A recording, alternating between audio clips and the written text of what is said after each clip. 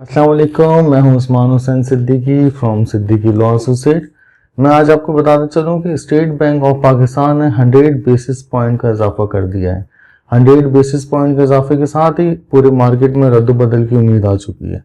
जैसे कि 100 basis point पहले लास्ट टाइम भी इजाफा कर दिया गया था, और अब जैसे ही नेशनल सेविंग सर्टिफिकेट के 10 दिसंबर के रेट लागू हुए थे, उसके 4 ही दिन बाद इन्होंने नोटिफिकेशन के जरिए 100 बेसिस पॉइंट का इजाफा कर दिया। 100 बेसिस पॉइंट का बेसिकली मतलब यह है कि 1%। अब देखते हैं कि स्टेट बैंक ऑफ पाकिस्तान की पॉलिसी के मुताबिक central directorate of national saving क्या फैसला करते हैं, इसलिए कि अब इनको कम और बेश 1% तक इंक्रीजमेंट करना पड़ेगी। और ये हो सकता है कि ये इंक्रीजमेंट ज़रूरी नहीं है कि ये सिर्फ रेगुलर इनकम सर्टिफिकेट या बहबूद के ऊपर करें, अब हो सकता है ये डिफेंस के ऊपर भी कर सकते हैं, या तो ये स्पेशल सेविंग सर्टिफिकेट के ऊपर भी कर सकते हैं। मैं आपको थोड़ा सा पस मंजर बताऊंगा कि जिस तरह वो central directorate of national saving ने भी लास्ट टाइम 200 बेसिस पॉइंट का इजाफा कर दिया था। जैसे उन्होंने 200 बेसिस पॉइंट का इजाफा किया, उस इजाफे के साथ ही स्पेशल सेविंग सर्टिफिकेट में 240 बेसिस पॉइंट के इजाफे के साथ ही उन्होंने 10.6% कर दिया था। इसी तरह रेगुलर इनकम सर्टिफिकेट के ऊपर बेसिस पॉइंट का इजाफा किया था। बेसिस पॉइंट 204% के ऊपर इजाफा करने के साथ ही उन्होंने 204% इजाफा किया था उन्होंने, जिसमें 10.8% हमारा वो मुनाफा शरह मुनाफा बन जाता था। ये 10.8% का मतलब है 900 रुपये। एक साल में अगर हम डिवाइड करते हैं ना, तो इसको हमें 900 रुपये का महीना हिसाब पड़ता है अलावा टैक्स।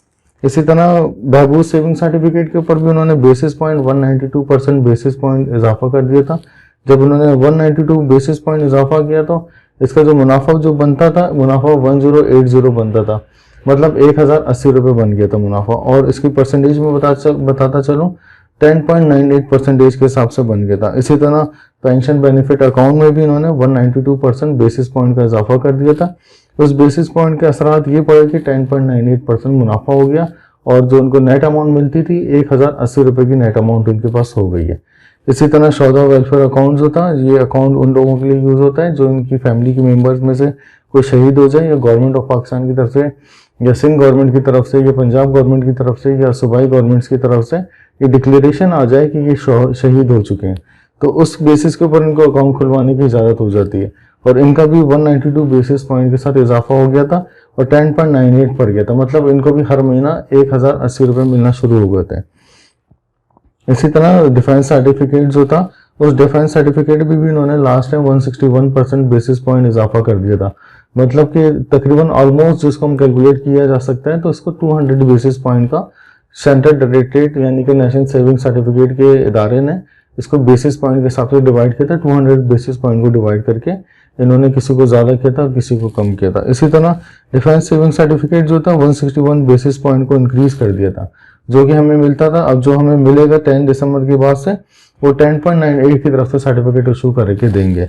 इसी तरह अब जो हमारा एक एवरेज कैलकुलेशन होती है, उस एवरेज कैलकुलेशन के मुताबिक 100 बेसिस पॉइंट का मतलब है 1%।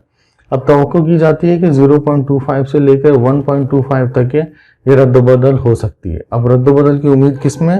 रद्द-बदल की उम्मीद ज़्यादातर है राइस में है, जो रेगुलर इनकम सर्टिफिकेट है, और डिफेंस सर्टिफिकेट है, और जो बॉन्ड्स जो हैं इनके, उसमें उम्मीद ज़्यादा है कि ये लोग रद्द-बदल करेंगे लॉन्ग टर्म की पॉलिसीज़ में।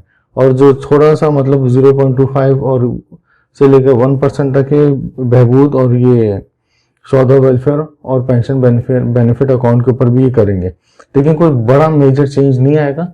इसलिए कि 100 बेसिस पॉइंट का मतलब होता है 0.25 से लेकर 1.25 के दरमियान तक का, मतलब कि इतना बड़ा गैप नहीं आएगा कि 10% या 5% या 3% की तरफ से हम ले लें, तो इतना नहीं आएगा, लेकिन आएगा इंशाल्लाह। देखें अभी गवर्नमेंट क्या फैसला करती है। अच्छा, ये फैसला अभी तक हुआ नहीं है, और हो सकता है चंद दिन में मुतवक्का है कि फैसला हो जाए।